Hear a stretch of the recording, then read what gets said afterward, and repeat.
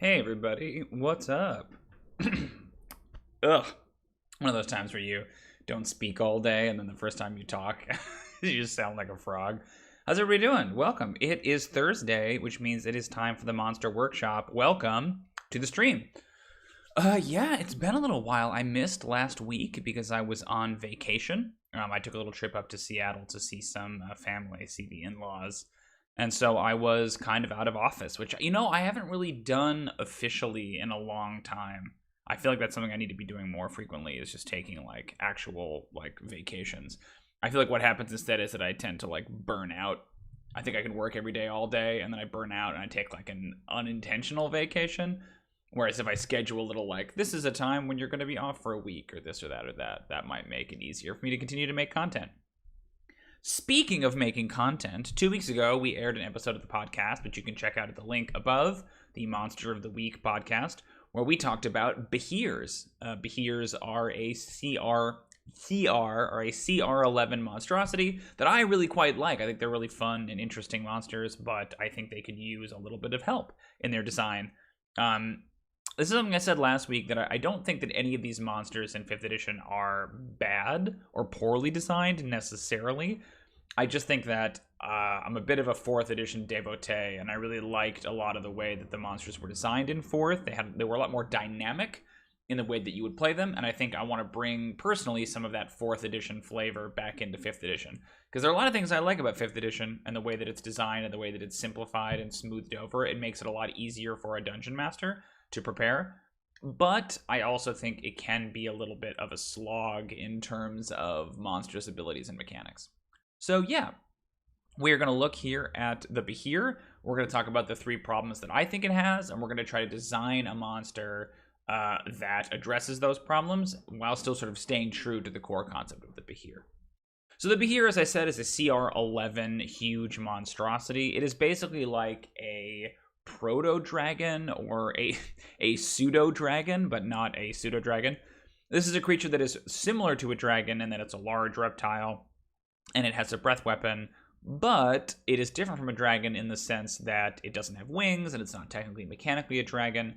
Flavor-wise, the idea is that they have an enmity towards dragons, that there's kind of I like to characterize it as like a jealous little brother thing, right? That they see a dragon and they become envious of it, and so they're always kind of scheming and plotting on how they can overthrow these dragons. But mechanically speaking, that's kind of where we're going to focus today. I think the lore is meh, depending on the edition, but we might delve into that a little bit with problem 2. Mechanically, CR11, it's got a high armor class, it's got a high speed, because it's got sort of it's like a big long serpent that has 12 legs running all along it. So it makes sense that the speed is relatively high. It's got a good climb speed, high strength, high dexterity, high constitution. It is intelligent. It's got 7 intelligence, so it can speak, and it's, you wouldn't call it high on the intelligence spectrum, but it is sentient. It's got wisdom, it's middling, and charisma that's also middling. It is trained in perception and stealth. It's got immunity to lightning, dark vision, speaks draconic, and then it has multi-attack, or makes 2 attacks with its bite and its constrict. So the bite is pretty much what you would expect. It bites you, deals bite damage. The constrict, the conceit is that it wraps itself around you. You take a certain amount of bludgeoning damage, and then also some slashing damage, that it's grappling you with its body, but also slashing you kind of like a weasel with its claws, which I like the visual of that. The target's then grappled if the Behir isn't already constricting a creature and the target is restrained until this grapple ends. It's got a lightning breath power, which is kind of its big thing. Recharge on a 5 or 6. It's a line of lightning, kind of like a blue dragon's breath, 20 feet long and 5 feet wide. Each creature in that line must have a DC 16, must make a DC 16 dexterity saving throw, taking 66 lightning damage on a failed save, or half as much damage on a successful save. So, a lightning breath. And then lastly, it's got Swallow. Swallow is a big, heaping monster of an ability that I am not a huge fan of. Basically, the conceit is it makes a bite attack, and then if it hits, the target is swallowed, and the grapple ends. So it has to grapple you first with a constrict, and then it bites you, and then you're swallowed. And then while you're swallowed, there's a bunch of conditions. You're blinded and restrained, and you have total cover against attacks from outside, and every round you take 66 acid damage, but if you can deal 30 damage on a single turn, to the Behir, then it has to succeed on a Constitution saving throw, or else it spits you back up. And if it dies, you appear in a square adjacent to it. So, yeah, I think, like, on spec, the Behir has everything you would want from, a Behir. But I feel like it's weird because it exists in this strange lacuna where it is a huge monstrosity, CR 11. So you kind of get the sense that if you're going to face a Behir, you are either, level 8 to 10, and it's kind of like a boss monster, or maybe you're level, like, 11 to 15, in which case, it's not a huge threat to you. Maybe you're exactly level 11 and it's paired off precisely, but, the chances of that happening are relatively minor, especially considering the fact that most play tends to happen towards the lower end of the spectrum. Not a lot of campaigns make it up into the 12 to 15 range. But it has a feeling of it being a solo monster, right? It's a large, kind of dragon-like beast. It seems unlikely that you would be facing, like, a pack of Behirs, especially considering their CR and the whole conceit of the creature. Maybe a mated pair I could see. But the problem is that, like, action economy-wise, it's got multi-attack in the sense that it can make a bite and a constrict, which means it can target 2 people on its turn. It's got the lightning breath, which is an action and a recharge, and it's got to line up like a I can't talk. To hit up multiple people. But then it's got Swallow, which is an action in and of itself. It says it makes 1 bite attack against a medium or smaller creature target that it is grappling. You could maybe interpret that as that it can also do constrict, but the creature has to be grappled, so Swallow is an entire round for the Behir, right? So if this is a solo monster, and it's fighting a party of 3 to 5 PCs, it's woefully under-equipped in terms of action economy, and that is the first thing we want to address. As a solo monster, the Behir doesn't have the actions to challenge a party.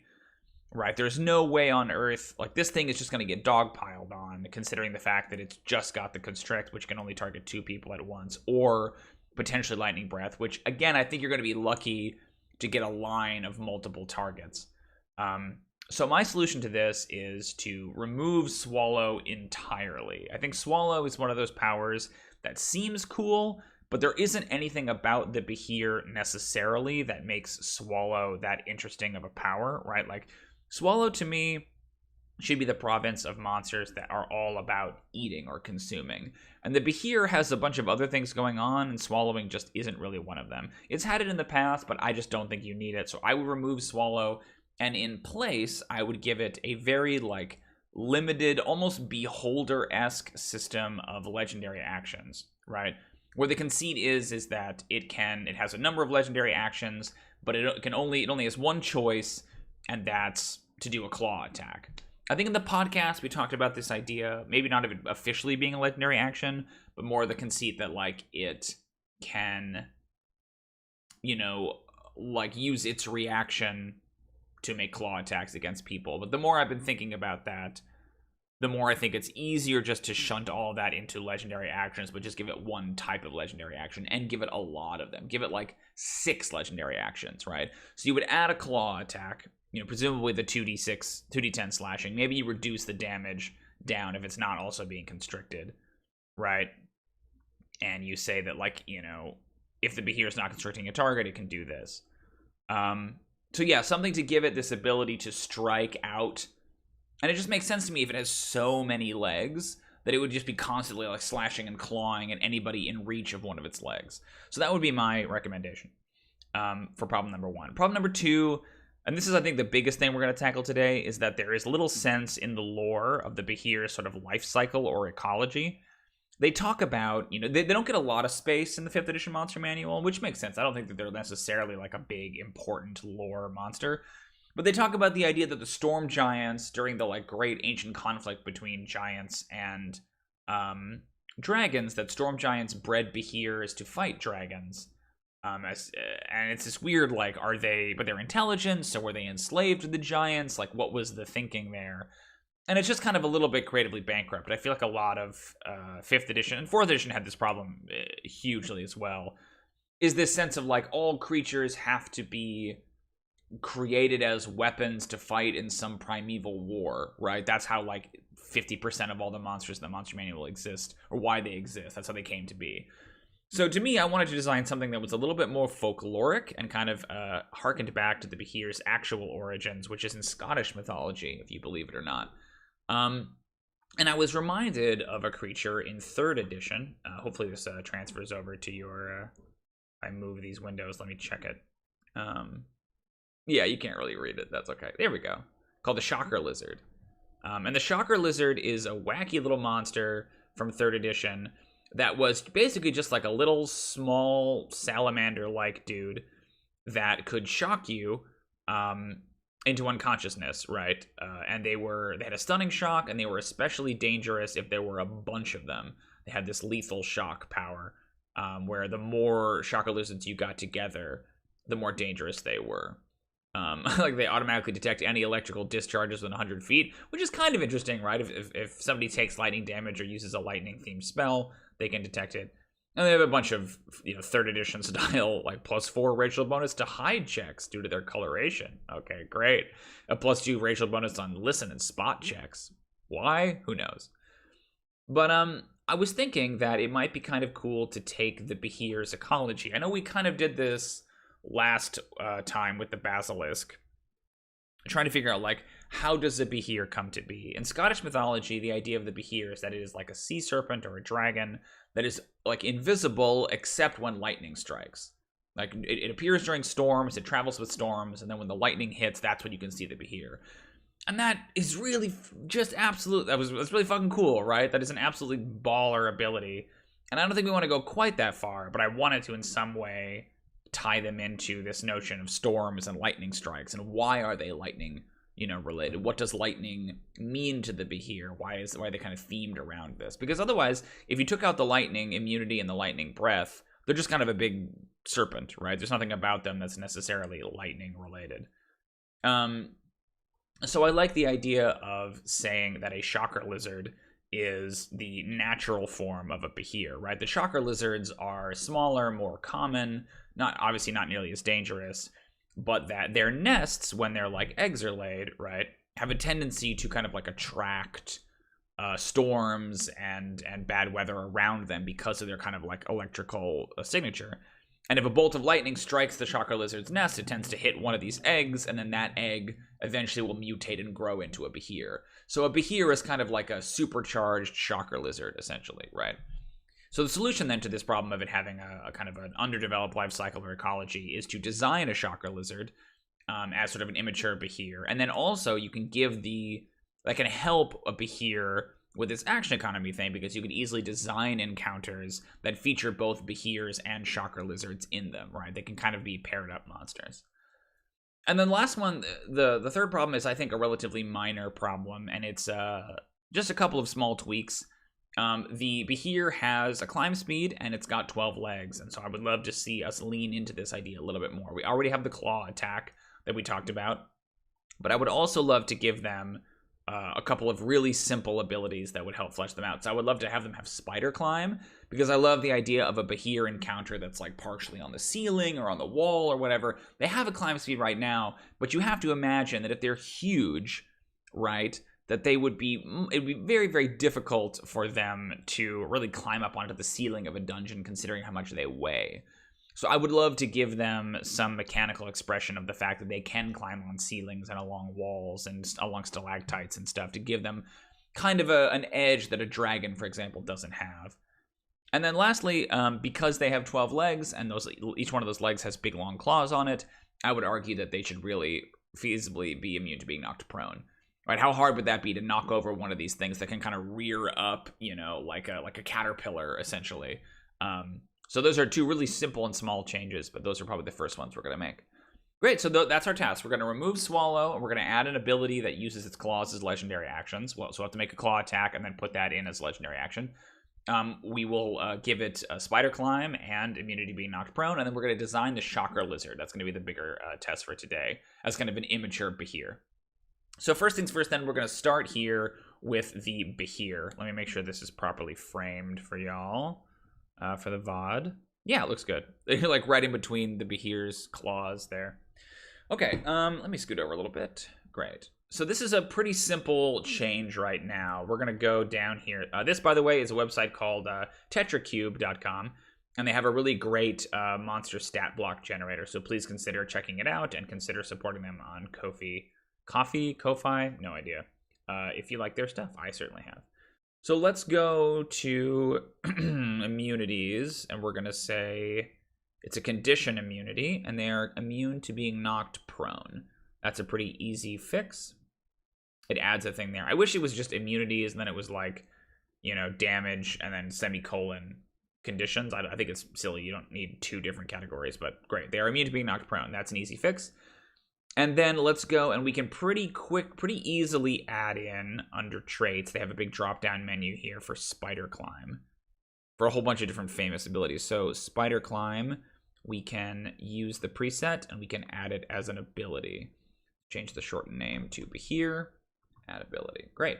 So then we should be able to go like this. Yeah, the Behir can climb difficult surfaces, including upside down on ceilings, without needing to make an ability check. Nice. Great. So next, so that's one problem done already. Nice work, everybody. That was the easy one. Next up, we're going to talk about the claw and the legendary actions. So if I remember correctly, you know, I might actually wheel over there and grab it, because I think the Beholder is an interesting instance of a monster that has legendary actions, but doesn't have, boy, I can't talk. It doesn't have legendary resistance, I believe. Let me check that on the Beholder. I'll be right back. I'll grab my monster manual over here. Monster manual. It wouldn't be a ProDM stream if I wasn't, you know, stepping away from the stream for a minute. Okay, so I'm gonna look up the Beholder, but I think that's the case with the Beholder. You know, if we get time, I might even say we could do some like lair actions or something for the Behir. We'll see. Beholders. Yeah, Beholders have legendary actions, but they don't have legendary resistance, which I think is kind of what we're gonna do here too with the Behir, because I don't feel like it actually needs to have legendary resistance. Like, that doesn't feel like it's a solo monster, sure, but I don't know. I think that's if the Beholder doesn't have it, I think it's a bridge too far to say the Behir does. So let's go down here, and we can click on legendary creature. I don't think we needed to have legendary resistance, but that gives it legendary action description, which if we update, we can see down there. But now we have to add the claw attack in, because if it doesn't have the claw attack, right, we won't know what it's doing. So that might mean we change the multi-attack a little bit too.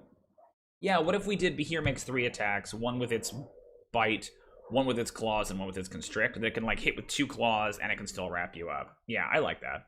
So that helps flesh it out and gives it a little bit more offensive power. One with its bite, one with its claws, and one to constrict.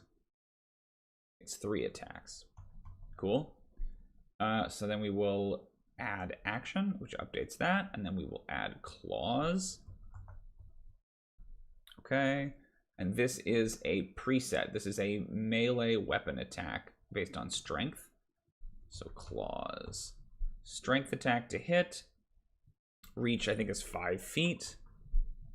Yeah, the bite's reach is 10 feet. And the constrict's reach is 5 feet, so that makes sense. The claws would be 5 feet as well. 1 target. So here's what I want to do. If we're going to give it an additional attack, I think we have to reduce the damage on that attack. I don't think it can be hitting for D10s necessarily. So let's bring this down to 2d8 to make it a little bit easier to handle. 2d8 slashing damage. Now the way the formula works here, when we add this, we'll want to first of all scoot it up. Yeah. And then when we update it, it'll just do that math in there. So plus 10 to hit, reach 5 feet, 1 target, 2d8 plus 6, which I think is kind of nice that it does the math for you, right? Okay, great. Let's shuffle those two over to make it a little bit more even. Okay, cool. I like it. Oh, yes, we were going to remove Swallow as a power entirely. which is kind of nice because it will make the monster more effective, but it will also reduce the size of the stat block, which I think is honestly, you know, better. Now, because we've added the claws and we've adjusted the damage on those claws, I kind of want to go into constrict, and I want to reduce the slashing damage on those as well.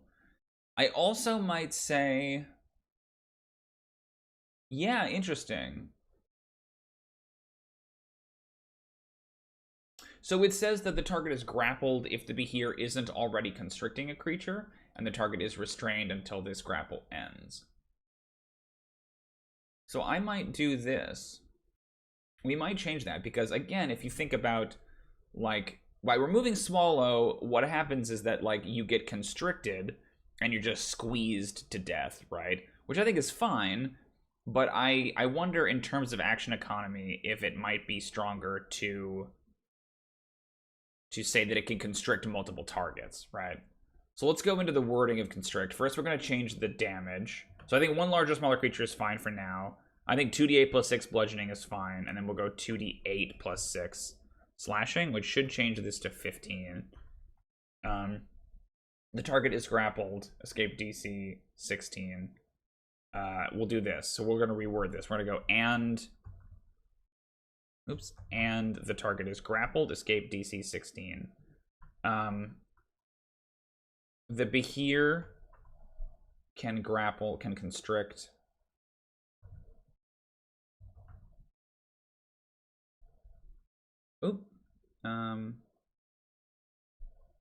Behir can constrict up to 3 medium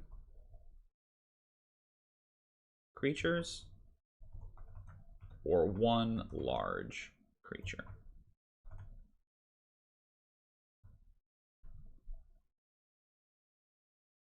Because you could see it, like, it's long enough, right, that it could wrap around a couple of creatures. I think that's more interesting. Maybe we say up to 2 medium creatures, because 3 might be too much. Yeah, okay, cool. So then let's add that action. So that has reduced the damage of the claw, but it has allowed it to grapple more creatures. And what's interesting about this is if it does have multiple creatures grappled, it could shoot the lightning breath down the line of the creatures it has grappled because it's immune to lightning, right? Okay, great. And then the Behir can take 3 legendary actions, choosing from the options below. So we can really only take 1. I want to see how they worded it in the Beholder, because we're just going to put in the claw. Makes 1 claw attack.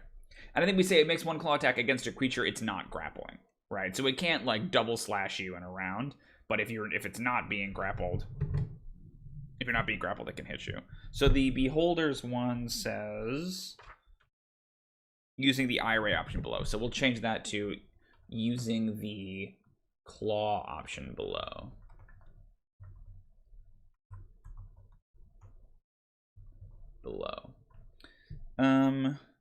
It will take 1 legendary action at a time, and only at the end of another creature's turn. The Behir regains spent legendary action at the start of its turn. Yeah, that's great. So then we'll just do claw.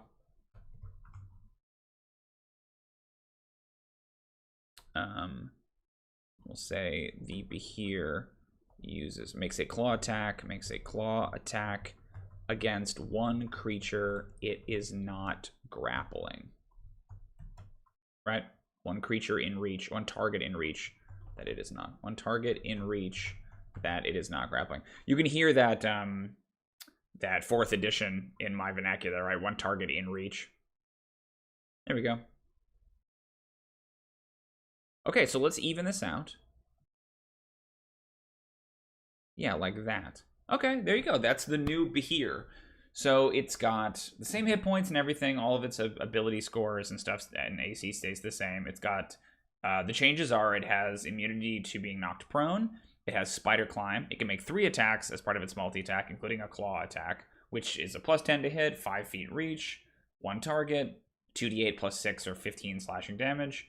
Its Constrict deals slightly less damage on the claw, but it can grapple up to 2 medium creatures. Up to 2 medium creatures. Let's change that. Up to 2 medium creatures or one large creature. We'll put like at a time.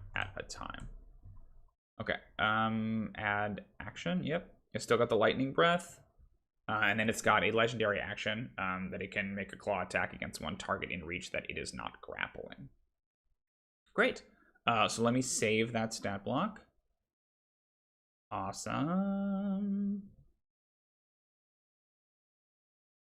Download it as well. And there we are. That's the Behir. The new Behir. But we are not done because we want to make that Shocker Lizard. So I want to make a short list of what abilities we think it makes sense to give to the Shocker Lizard. Shocker Lizard, brainstorm. So it's tricky because I believe in 3rd edition. Yeah, let's look at the 3rd edition Shocker Lizard first. Again, like I know we kind of glanced at it before, but let's do a bit of a deeper dive here. So it's about 1 foot tall at the shoulder and weighs 125 pounds. No, weighs 25 pounds. So it's kind of like a little almost like a chicken size, right? Almost like a little velociraptor. Okay, so it relies on its electric abilities. It's got a bite attack that just deals 1d4. Boy, having to reread an old an old 3rd edition monster stat block is pretty wild. So they call it a magical beast, so I think we can safely say that it's a monstrosity, right? Especially if it's like an immature beholder. Behir, I think we can say that it's a small monstrosity, right? We can say that it probably has a climb speed for sure. It's got a bite attack here, which I think we want to keep. I don't think it's got a claw attack. Bite attack, no claw. I don't think the claws are quite in yet. It's definitely got immunity to electricity. I think that makes sense. Lightning immunity. I think you could flip these guys over. I don't think they have the prone immunity, right? Because they're so small. Oh gosh, the saves are fortitude, reflex, and will. God, remember that. I don't think the Behir has any like save bonuses. It's definitely got perception and stealth, right? I love that the Behir has a stealth bonus. Like, what is it doing sneaking around? They've improved initiative as a feat. We're not going to give them that. And then they have a number of abilities. So they have Stunning Shock, Lethal Shock are kind of there too. So Stunning Shock, I think, is tricky because it's powerful. You know, it can oh, I see. So the attack deals 2d8 points of non-lethal damage to living opponents. The save DC is Constitution-based. So that's basically meaningless in 5th edition because there's no such thing as non-lethal damage. And they kind of break it down into Stunning Shock and Lethal Shock. So I kind of think, like, let's keep this monster relatively simple, right? If it's meant to be, you know, like, this says a CR2. I kind of think we can go CR1 on this. I don't foresee the Shocker Lizard as being especially powerful. It also lets you add a bunch of them into a Behir encounter for a higher level party without it really throwing off the CR. So here's what I think is most interesting, the Lethal Shock. Whenever 2 or more Shocker Lizards are within 20 feet of each other, they can work together to create a Lethal Shock. This effect has a radius of 20 feet, centered on any one contributing lizard. The shock deals 2d8 points of electricity damage, of lightning damage for each lizard contributing to it to a maximum of 12d8, which is a lot. A reflex save reduces the damage by half. So I think that's actually pretty cool. I think I'm trying to figure out how you would mechanize that in 5th edition. Right, they don't really say whether it's an action or what here, you know, that's not really listed because they have a bite, but that doesn't do much. So let's say then that the effect has a radius of 20 feet centered on any one contributing lizard. Because I was kind of thinking of it like it's a shock, but the more lizards that are nearby, the more damage, right, they deal. So it's kind of like a chain lightning thing, like, if it's just one shocker lizard, it just zaps you for 1d8, right? But if it's two shocker lizards, then they chain together and zap you for 2d8. But the issue is that, like, there's an action economy question there, is that, you know, if you have 3 shocker lizards, you know, and they are all shocking you on their turn, and they each get a d8 per additional shocker lizard, all of a sudden you have a monster that is dealing, you know, 9d8 every round. So it can't be that. So I do kind of think this, like, shocking field might be the way to do it. So yeah, maybe you do a thing where, yeah, we talked about this in the lore. Maybe they have an aura, right? And it's a thing where, which is a very 4th edition idea, but an aura effect. Whenever a target begins their turn within 20 feet of the shocker lizard, they take 1d8 lightning per shocker lizard within 20 feet of them. Right, so they presumably have a little, you know, shocking grasp style zap power. Maybe it's just the bite. But I like the idea that there's this static charge. So if you get a nest of these guys, and there's like 6 shocker lizards, then every single turn, you know, when you start your turn inside, you know, within 20 feet of the shocker lizard, they can chain off of each other. So you could get like a chain of them. You could get a shocker lizard, and then 20 feet away, another shocker lizard, and then 20 feet away, like that, right? But I think it's better if it's an aura and it's not like an action, because if it's an action, then all these shocker lizards will just get to continually pile on, right? Okay, I think that's pretty good in terms of stuff, right? Small monstrosity, climb speed, bite attack, no claw, lightning immunity, perception, stealth, CR1, the aura effect.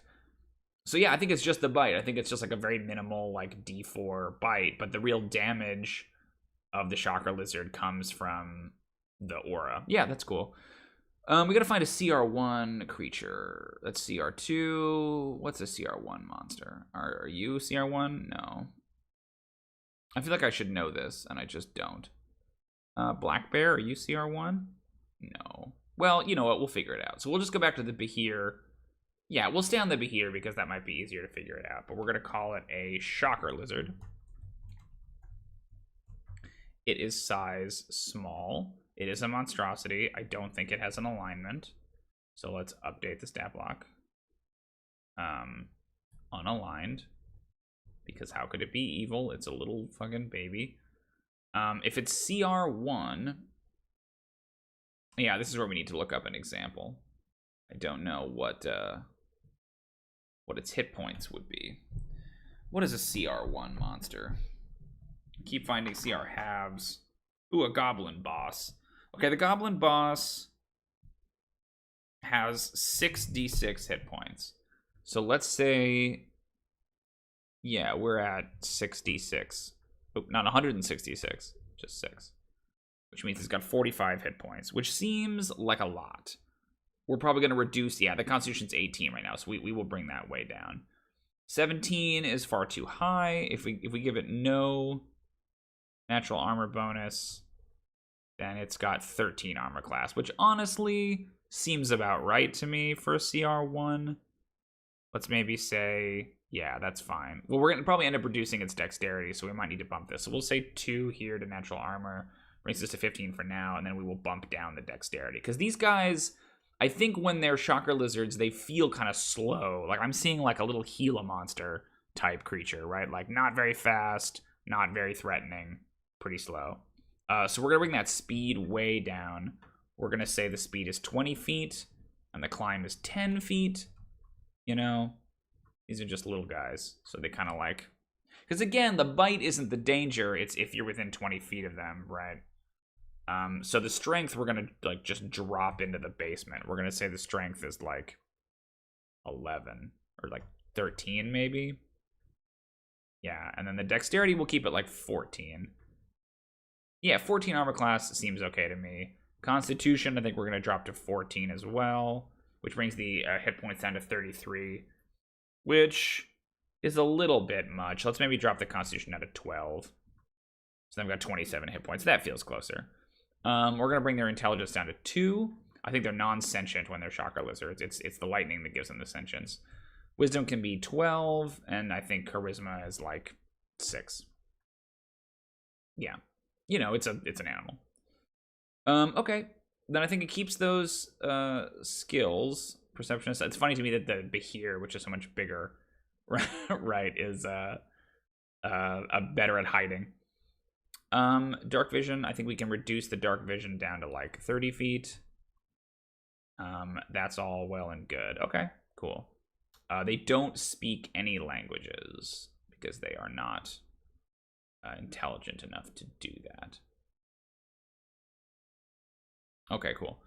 And then let's come down here and let's mess with its abilities. So no swallow, no lightning breath, no multi-attack. They do have the bite, but I like the idea of the bite being like really, really minimal. So they've got a +3 to hit.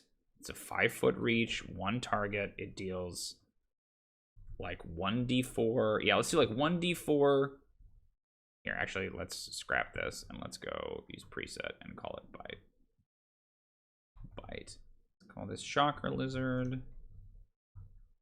Strength attack to hit, reach 5 feet, 1 target is 1d4 plus 1 piercing damage plus, and then what, 1d4 lightning damage. So they have just a little bit of a shock in the bite. Yeah. There you go. Aw. Cute. Wait, what is a 3d10? Oh, we haven't updated it. Okay, that explains it. I was like, wait, what? Yeah, there we go. 3d10. Oh, it's still all empty. What? Okay, hold on. I thought I just did this. Maybe not. So 5 feet, 1 target. Strength is 1d4 piercing. Piercing damage plus 1d plus 2, which is then 1d4 lightning damage. Okay, so then let's add that action. There you go.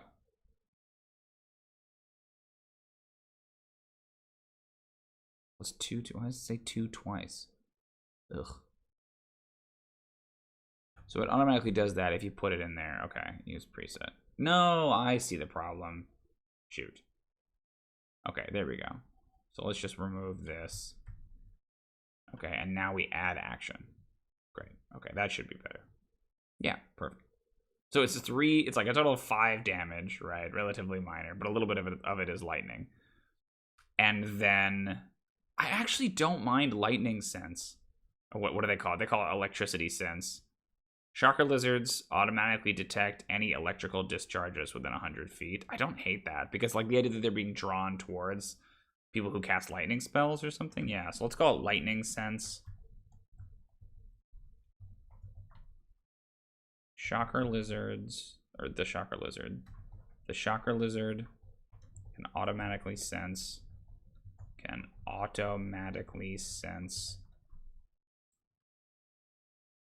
automatically detect any electrical discharge, such as a spell dealing lightning damage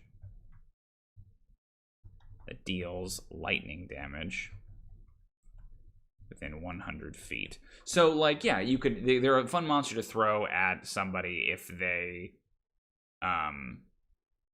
are a lightning mage or like a storm sorcerer or something, right? That they're like drawn to them.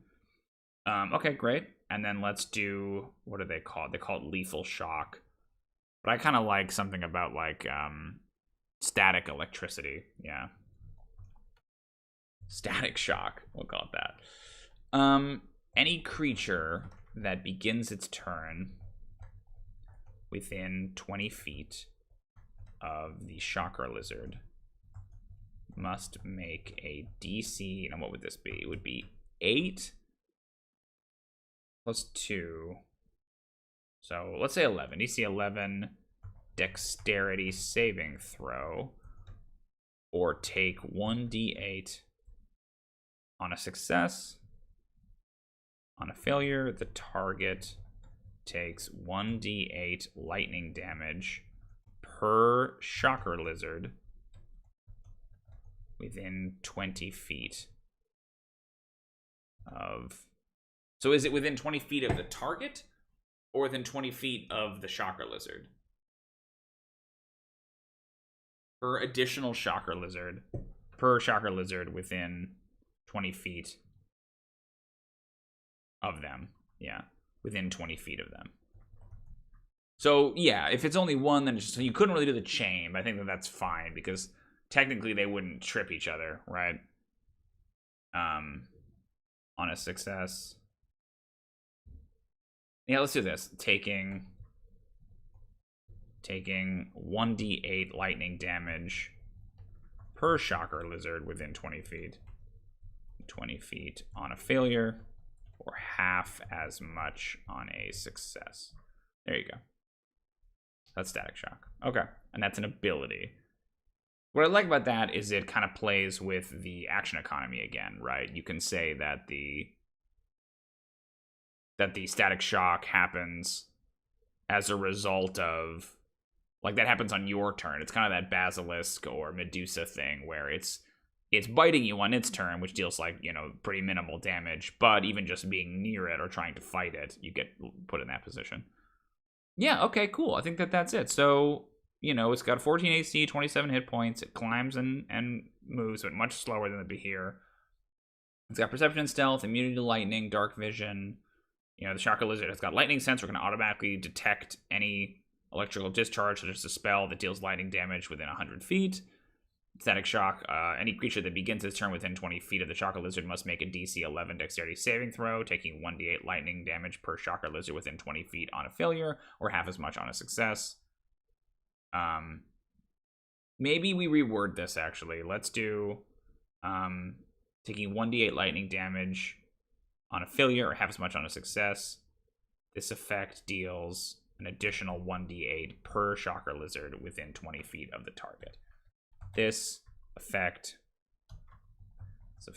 deals an additional 1d8 lightning damage per Shocker Lizard within 20 feet of the creature. Yeah, that's a little cleaner, I feel like. That's an ability? Okay, cool. And then it's got the bite that's plus 3 to hits, are pretty low. Hits for 1d4 plus 1, and then 2 lightning damage. Great, that's the Shocker Lizard. Nice. So I might even then go into the flavor a little bit and say that the conceit behind the Shocker Lizard is that it seeks out powerful electricity, right? Like, once they're hatched, they try to find powerful electrical currents, right? Ooh.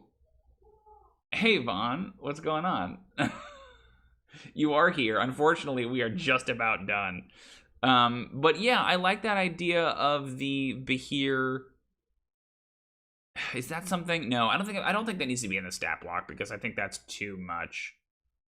But I think the conceit is that, like, sure, they could get hit by lightning. Like, that's one way to do it. But I also like the idea of a Shocker Lizard that, like, if it dies from lightning damage, or it takes enough lightning damage and survives, it can become a Behir, right? Yeah, that it seeks out, like, that they eat lightning, right? They seek out sources of electricity or whatever, and if they can get enough of it, yeah, I think that's something for the lore. I don't necessarily think that that's something that needs to go in here. Yeah, great. So that's the Shocker Lizard. Very nice. So yeah, then that's the third thing. We did it. This little sense of the Behir's life cycle or ecology. Ka-chow. We did it. So we went through and we removed Swallow, and we added a new ability that lets it slash people as a legendary action. We came up with a Shocker Lizard to help fix some problems with the Behir's life cycle. And then we gave it a couple of small little abilities, like Spider Climb and immunity to being knocked prone. And yeah, here we are. Nice work, everybody. That didn't take too long. That's what's interesting about these streams, is that they're relatively short, right? Like, or I feel like they could be flexible, you know? I feel like it depends on the monster. So next week we are doing a very special monster that I can't reveal here on stream, not yet. Again, that's fine. We have a special guest in, and we are talking about the Mind Flayer. So if you're a patron, this is a great segue into the end matter. If you're a patron, you can find that episode. That episode comes out for you tomorrow on Friday. If you are even a $1 patron on our Patreon, we have a special guest who comes in and is going to talk to us about Mind Flayers, and then next Thursday we will be designing Mind Flayers, a new Mind Flayer here on the stream. And I think the point is that I think the Mind Flayer could be a longer stream because there's a little bit more to do with it, right? After that, it's Beholders, and Beholders similarly, based on that episode, have some more meat to dig into. It's just tricky with a monster like a Behir or a Basilisk where, essentially the monster works. It just needs a little bit of tooling to make it even better. But yeah, so we will be doing that next week. Thanks for coming and watching and hanging out, everybody. For those of you who did, that's okay. It's kind of fine. I think because it's a short stream, it's the chances of people like appearing or popping in it's a lot smaller. So yeah, it does better on VOD, I think, than it does on stream when it's live. But if you like this content, then there's a whole podcast. Yes, Vaughn, you should come back next week when we talk about Mind Flayers. I'm curious to hear how that one in your campaign went, because I've heard some stuff about it. But yeah, if you like this content, you can check out the podcast that we do mostly every week. Sometimes we miss a week here or there when I'm on vacation. But there's a new episode dropping on Sunday if you are not a patron, and on Friday if you are a patron. So please check that out. It's called Monster of the Week, and we do this basically where we hyperanalyze one monster per week alphabetically through the monster manual. We have done all the A's, and we're working our way through the B's right now. So we have a special guest next week, so we'll break the cycle a little bit, and then it's the Beholder after that, and then the Blight, and then the Bugbear, and then the Bullet, and then the Bullywug, and then we are done with B. Yeah, so check that out. If you like the rest of my content, you can find me all over the internet. I am on Twitter at XPWebSeries, where I tweet a lot. Mostly about like world building, sometimes about monsters. You can find me there. I am also on Discord. We should have a link below to our Discord community. It's been a little quiet lately while I've been out of town, but I'm hoping to kind of stir things back up again. So go check out our Discord. You can find us on Patreon, where these monsters and all the other monsters that we do on the podcast are available for our patrons. You can find and download those. And you can also visit me on my website. I am a professional dungeon master, which means that I run games for hire for clients. So you can visit my website at pro-dm.net, and you can hire me to run a game for you that might very well feature our much nastier and redesigned Behir. So with all that out of the way, those are the places you can check us out. I will be back this Sunday here on YouTube, which if you haven't, please like and subscribe to the video. Gotta say the YouTube formula, the incantation that accompanies all YouTube videos. So like and subscribe, and we'll be back on Sunday with a world building stream where I think we're going to talk about encounters, like kind of random encounters in Coom, my fallen dwarven kingdom.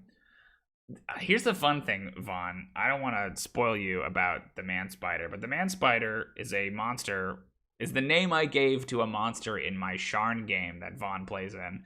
And the man spider is an established monster in Dungeons & Dragons. I just gave it a silly name because I didn't want anyone looking it up. But so far as I can tell, none of my players have put together which monster it is yet. So I'm excited for that arc to wrap up. I normally don't DM and tell, but I might have to in that case. Maybe they have and they're just being coy and playing along, but it is definitely an established monster. Well, it's sort of an established monster, I'll say that. It'll make sense, and we'll talk about it later, but that's an interesting one too. The man spider, because of the mechanical challenges behind it. But that is some inside baseball for those of you who aren't aware or aren't in our Sharn game.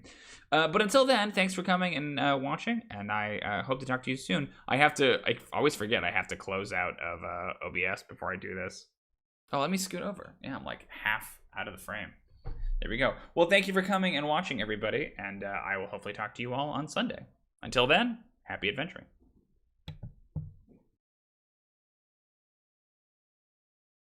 Has it been playing music this entire time? Oh my gosh, really? Boy, I hope not. Oh no. Okay, I'll have to check the stream later. Thanks, everybody.